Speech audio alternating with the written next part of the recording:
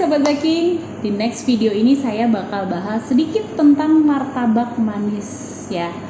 Tapi nanti akan ada video cara bikin martabak juga. Tapi hari ini saya akan ngobrol sedikit tentang martabak dan sedikit dengan teorinya karena ada beberapa pertanyaan.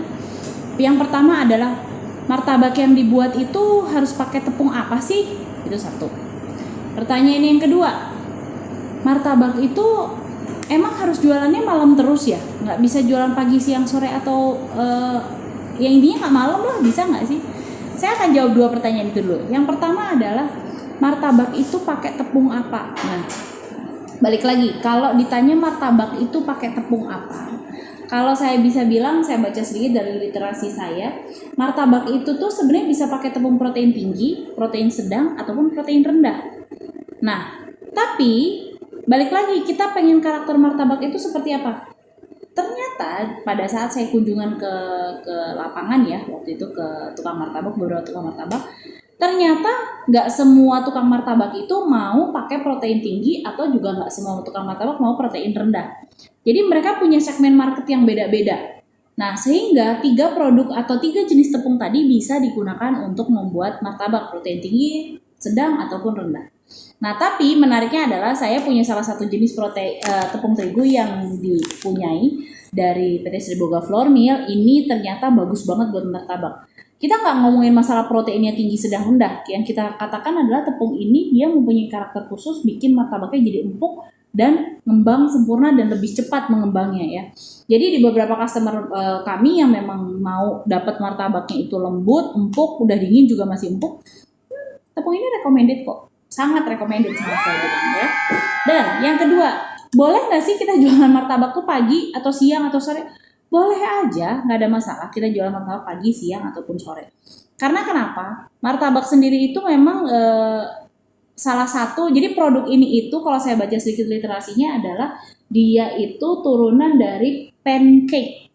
Ya, jadi kalau di luar sana ada namanya pancake. Nah, pancake ini itu tuh makanan yang dibuat seperti ya kita bisa bilang untuk apa? Camilan ya. Ya, biasanya untuk dessert ya.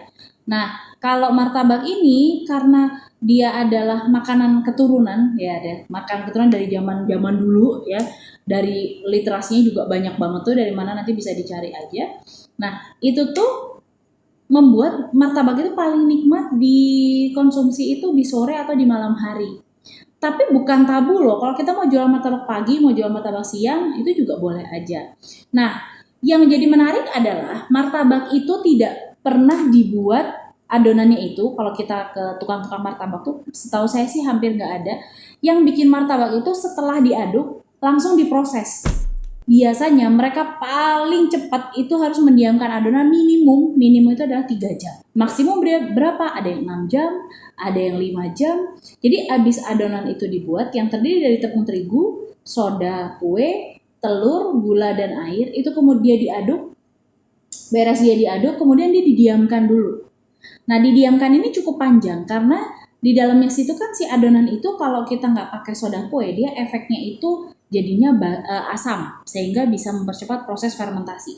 Karena kita tambahkan soda kue atau soda asahi atau soda asahi light atau orang bilang kadang soda martabak, intinya salah satu jenis garam alkali yang ditambahkan ke dalam situ, berefek produknya itu mengalami fase fermentasi bertahap. Jadi fermentasinya nggak langsung gitu, nggak langsung cepet kayak kita bikin roti, tapi bertahap.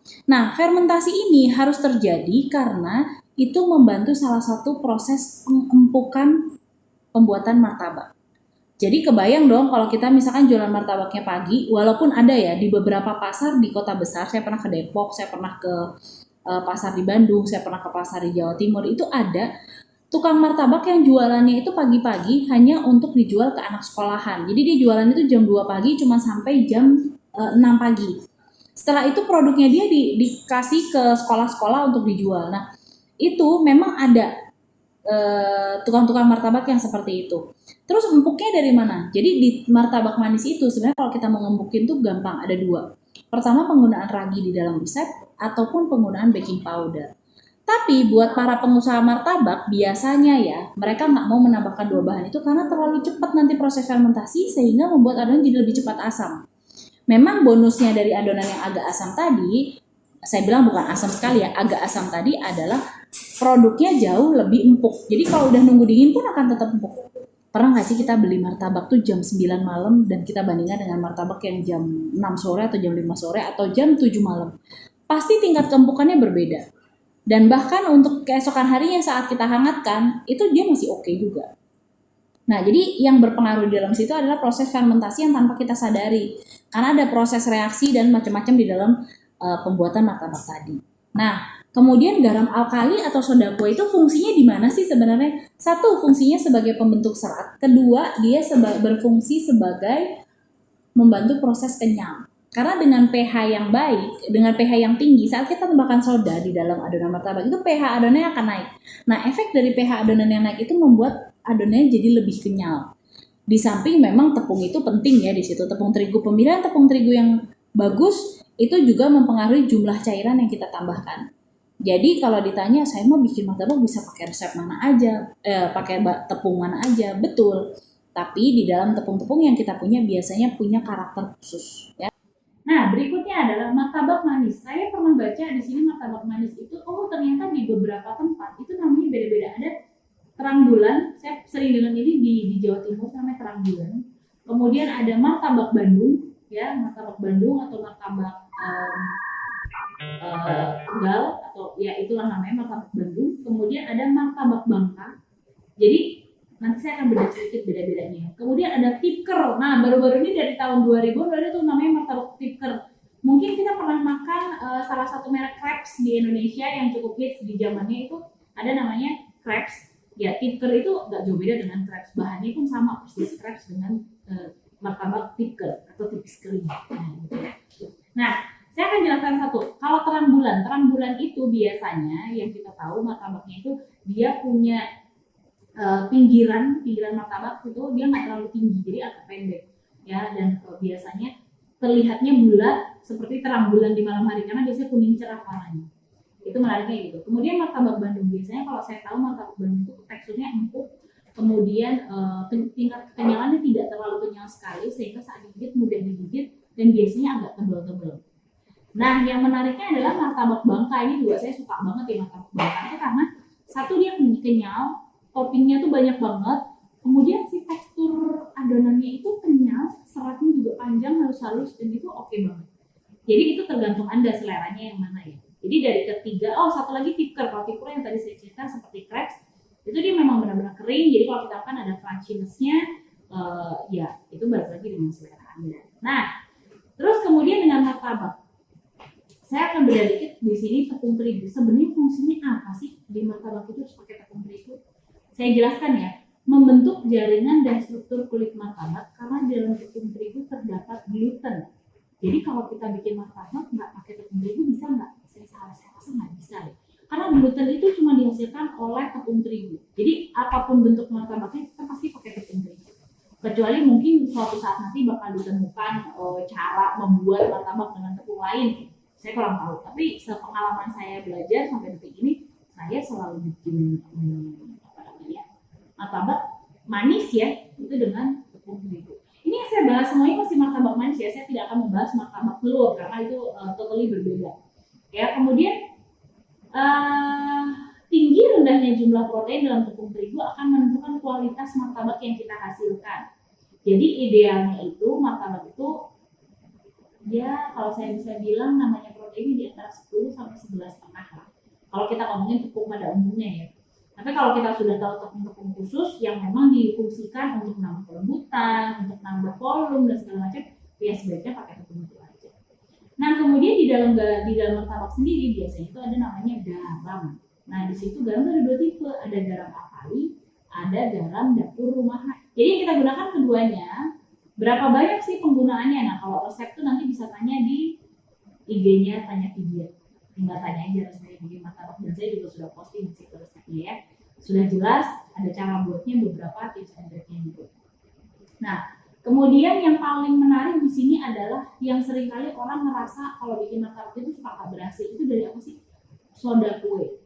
Jadi ada soda kue atau kita sebut garam alkali atau bisa juga namanya garam asahi. Biasanya buat para pemula si garam atau si soda kue atau garam alkali ini biasanya dicampur dengan baking powder. ya, karena untuk membalancing itu namanya adonan tuh, membalancing pH adonan itu dia pakai baking powder dan pakai soda kue. Nah, fungsinya apa sih soda kue atau garam alkali atau soda asam ini? Fungsinya adalah menghasilkan gas CO2 sehingga adonan akan membentuk jaringan serat karena soda kue akan bereaksi bila tercampur dengan air dan akan bereaksi lagi bila temperatur adonannya naik. Jadi kalau dipanaskan dia akan jadi serat-serat yang bagus. Kemudian adonan soda kue akan lebih efektif bila dimasukkan pada saat adonan dipanggang. Jadi boleh aja pada saat kita diamkan, tapi lebih efektif pada saat akan dipanggang. Karena itu membantu teksturnya jadi lebih panjang. Atau kadang-kadang orang-orang itu belajar dimasukin sodanya udah dari awal aja tuh, dari dia ngediemin 5 jam, 6 jam, 7 jam yang lalu. Karena sebenarnya soda kue itu membantu proses memperlambat proses fermentasi yang terjadi di adonan martabak.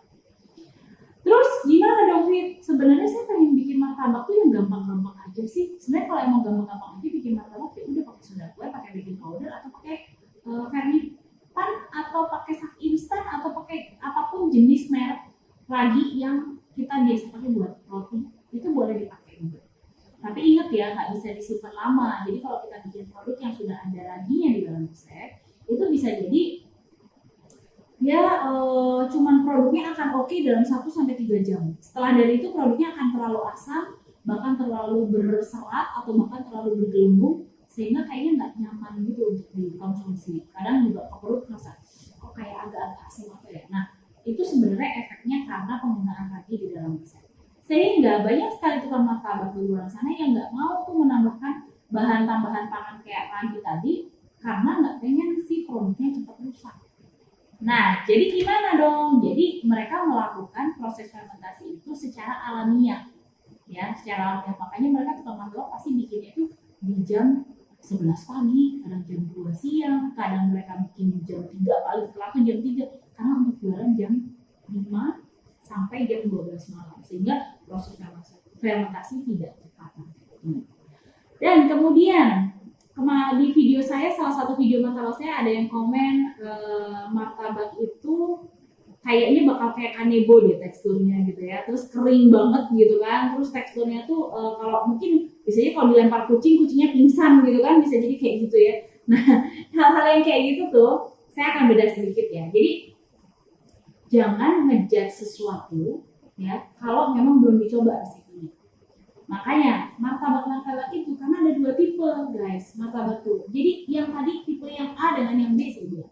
Yang satu tuh butuhnya empuk banget, yang satu butuhnya kenyal. Nah, saat kita butuh yang empuk banget, mau rongganya itu kulitnya besar-besar, mau rongganya kulitnya itu banyak, atau mau rongganya itu rapat, bukan rapat.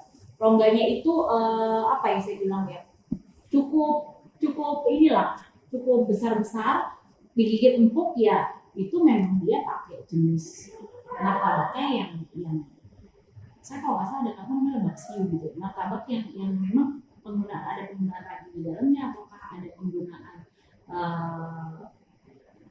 saya bilang apa ya, ragi sih, ada penggunaan ragi di dalam sehingga efeknya jadi empuk martabaknya. Nah, tapi ada juga, jangan salah loh, martabak yang satu lagi yang kenyal banget, walaupun si kulitnya kelihatan itu apa namanya mulus banget, kelihatannya mulus, kemudian kalau dipegang tuh benar-benar kenyal banget, itu ada segmen marketnya, dan saya salah satunya yang suka seperti, tapi tidak seperti kanebo juga ya. Jadi kalau dihangatkan dia tetap empuk gitu, tapi empuk dalam hal ini adalah bukan empuk yang kalau digigit itu martabaknya tuh hancur semua gitu loh, pas digigit ini hancur semuanya, enggak seperti itu. Tapi kalau digigit dia putus seperti biji ambon, tapi kalau digigit kenyal. Nah, itu ada teksturnya, dia harus lembut. Dan yang membedakan apa coba? Yang membedakan adalah penggunaan bahan di dalamnya plus prosesnya.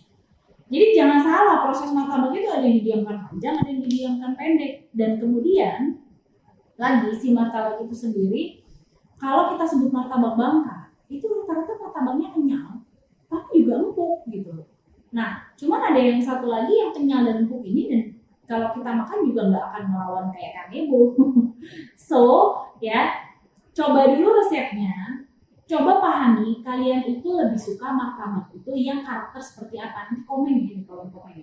Suka martabak itu yang seperti apa? Pasti pada punya dong teman-teman martabak khusus kan, martabak yang menjadi favorit keluarga atau favorit Anda semua.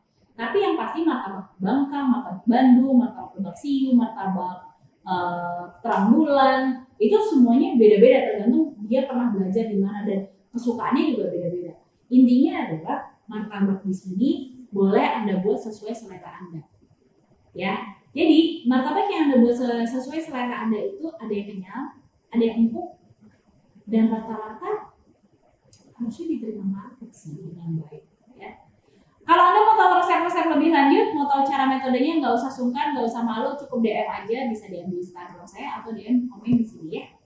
Oke, saya ngebahas tentang martabak begitu aja. Kalau mau lebih lanjut, nanti di video cara pembuatan martabak. Ada ngebahas tentang loyang, kenapa loyang harusnya seperti ini, kenapa loyang harus seperti itu. Nanti ada video yang lainnya. Oke?